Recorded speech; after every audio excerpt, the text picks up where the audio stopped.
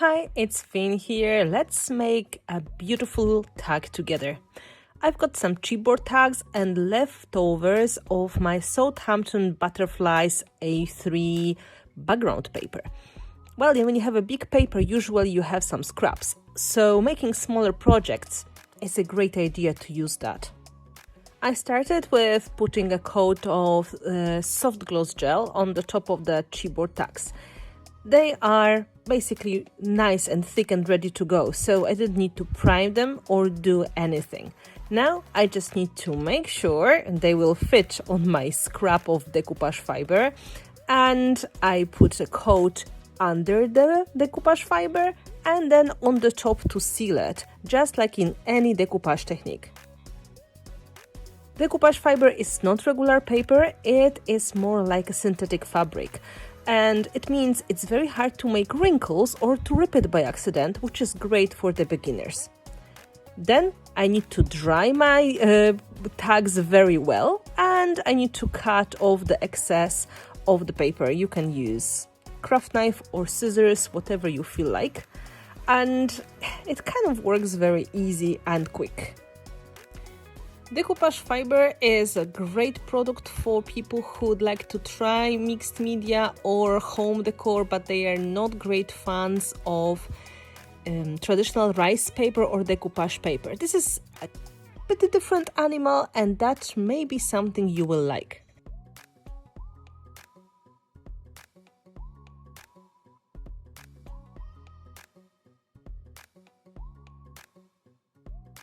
Once my tags are perfectly cut, now I can take a punch, in this case this is crocodile, and make holes in my tags again. Now they are perfect and ready to go.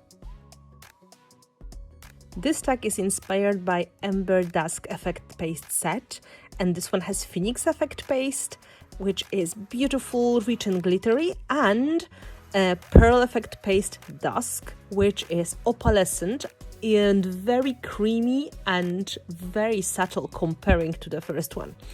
I start using one of my new stencils from the Knots and Knits set, and I apply the pearl effect first, and then I apply the Phoenix glittery paste as a second one.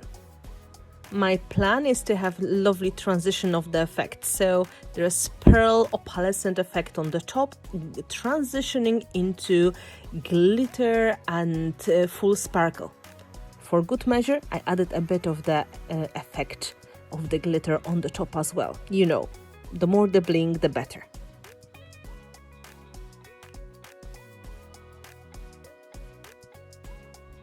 Before I can continue, I have to dry my tag quite well, so we don't have any smudges or accidents.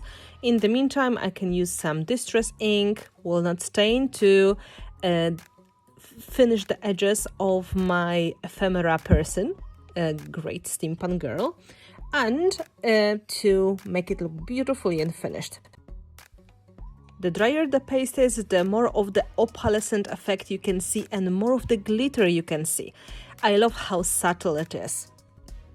You can see the background quite well through the pearl effect paste, and at the same time when you move it, the beautiful opalescent bling is showing. Just wow!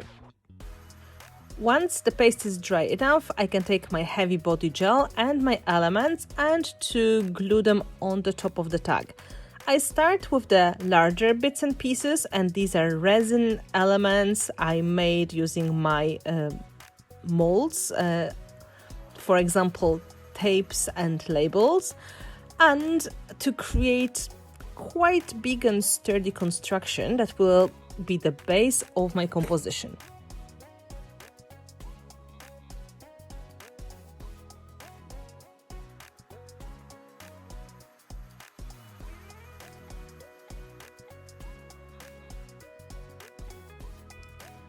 I use quite generous portions of the heavy body gel to make sure the elements stick well, and later on I can pick up the excess using a wet brush. To make my frames and labels a bit more interesting, I add some typewriter numbers on the top of them, and then I go through my embellishments to find the best possible setup for my flowers, leaves, gears and wings.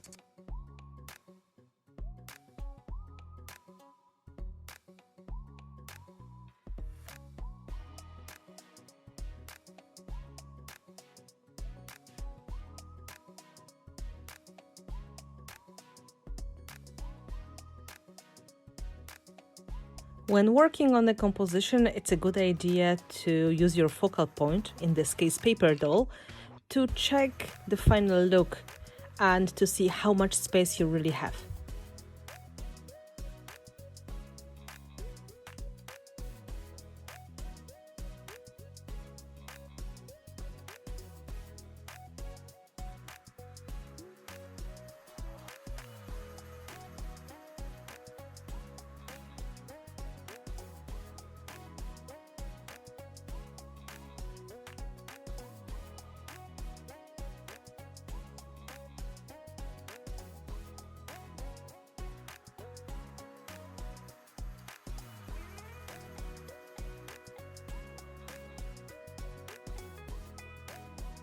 I keep working on my composition, adding flowers and leaves and gears, and layering smaller elements on the top of the bigger ones to create more dimensional and interesting composition.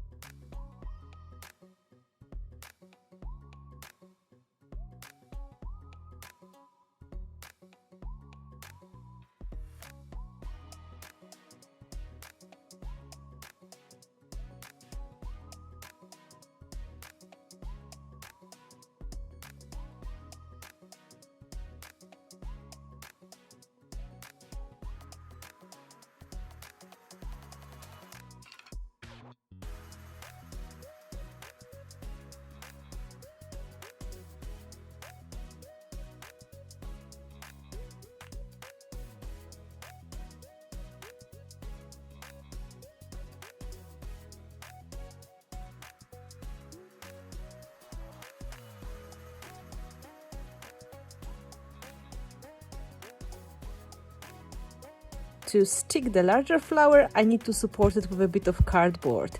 And then I try to find the best possible company for the large metal piece. There's a small metal flower and there's this plastic flower button. And I try to cluster them together and then balance that with the smaller flower on the opposite side of my composition. Heavy Body Gel is a permanent and flexible glue, but it has quite long working time, so you can move the elements around a bit and change your mind if you have to. It may be a big advantage. I bake quite big portions of the gel and then I press that very well, so it's really glued to the background even on the uneven surface. It's better to put more and then clean off the excess instead of putting just a little bit.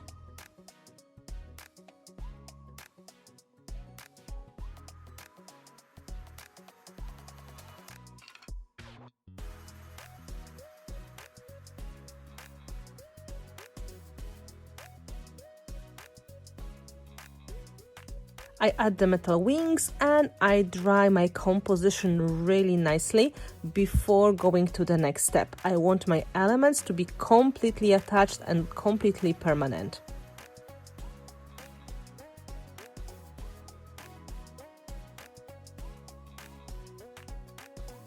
Once the elements are dry, I take Art Basics White Heavy Gesso and I cover the darkest elements of the composition using the white primer.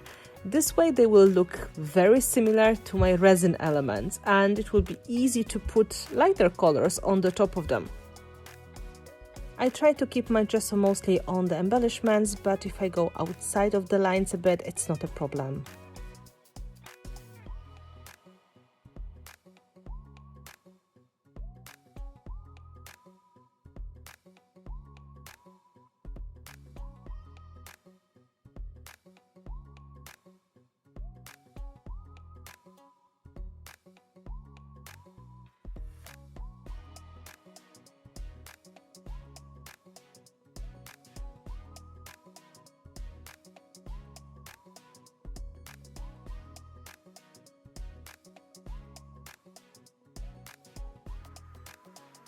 Dry my gesso well and then it's time to work on the colors. Here go my Art Alchemy liquid acrylics. burnt sienna and purple. I want to paint the composition to match the colors of the effect pastes. So brown will be the neutral vintage tone and the purple will match the colors of the glitter and the opalescent pearl paste. So it should be absolutely beautiful. I start with the small brush and a bit of water in the brown paint to make sure it will be easy to go on the most of the elements.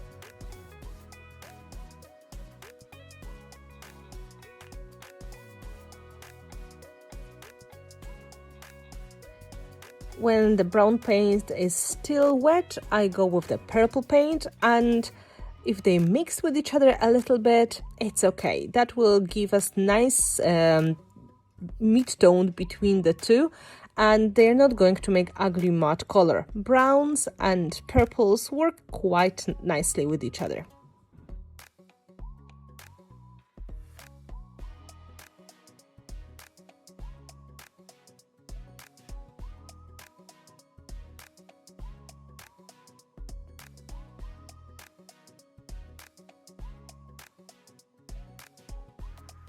I continue with more of the paint to make sure I will cover all of the elements I wanted, and I let the paint go a little bit on the background as well, so there will be nice transition between the background and the embellishments. Then I can dry everything with the heat gun, so my acrylic paints will get permanent.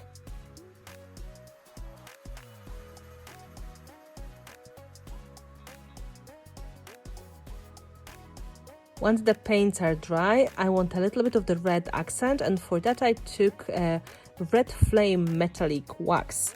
It's one of the richest colors in the metallic waxes palette, and I use a small brush to add red accents on the flowers, on the wings, and a little bit on the gears as well. It's going to match the color of the Phoenix effect paste.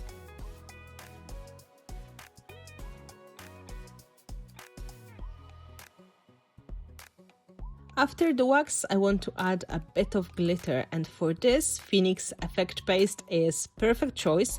There's beautiful red, pink and brown opalescent glitter in that paste, and you can use it as a special accents, for example on the flowers, but also a little bit on the background or other elements as well.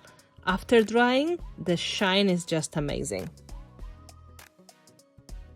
I take small portions of the glitter paste and I put it in the selected parts of the composition. It takes a moment, and it's better to do it in smaller steps, so you can always add more. It's very hard to remove it, of course.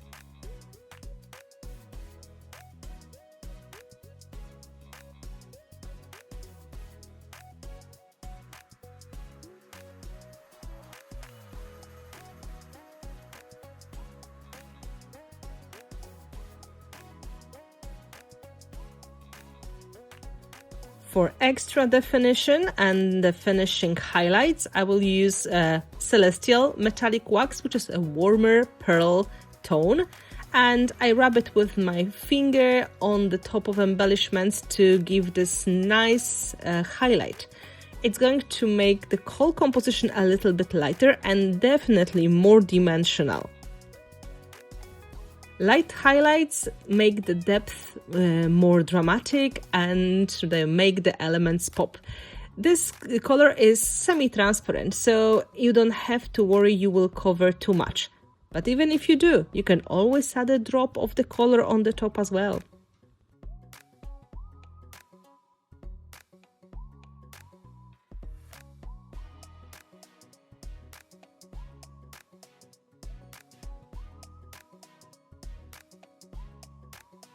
Once I'm happy with the highlights, I can add the last elements of the composition. I have my Ephemera ticket and I've got stickers from the Sentiments pad I made with Prima a couple of years ago. And now I just stick it all on my composition using 3D foam tape. which is very nice, and it doesn't melt when you heat it with the heat gun. I use the paper ephemera to give some company to my paper doll. This way it's not going to be the only paper element in the whole composition. This way it's going to look a little bit more natural, I think.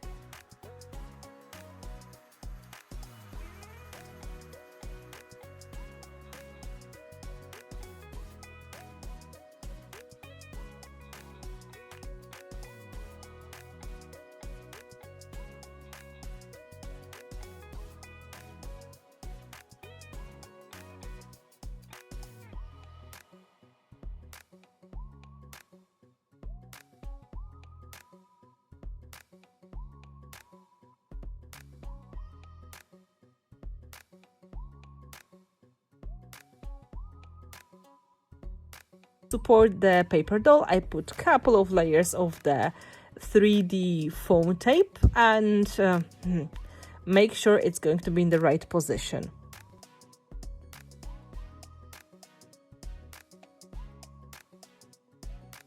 I press it well and make sure there will be no foam visible, because that's a bit annoying.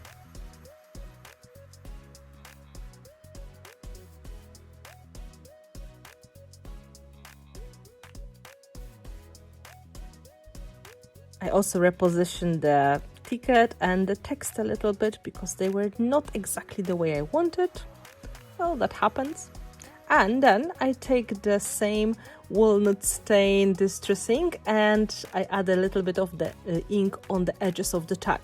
That makes the edge darker and the whole composition looks nice and finished.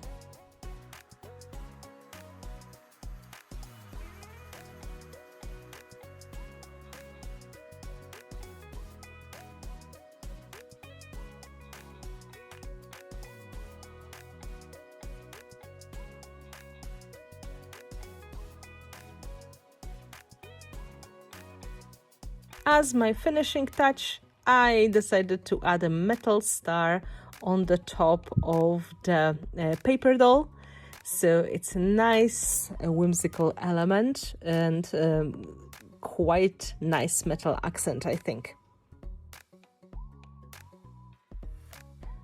To mix the grungy look together with a nice and glittery background, I add a tiny bit of the splatters. I just used the leftovers of my brown and purple liquid acrylic paint, and this way the whole tag looks nice and cohesive.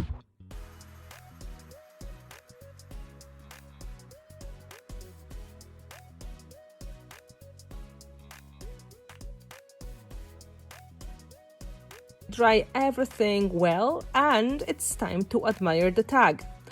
There are beautiful semi-transparent opalescent textures in the background. There's a lot of amazing glitter and beautiful catching the eye colors. There are beautiful accents in the flowers and there is quite nice grungy composition as well. I hope you feel inspired.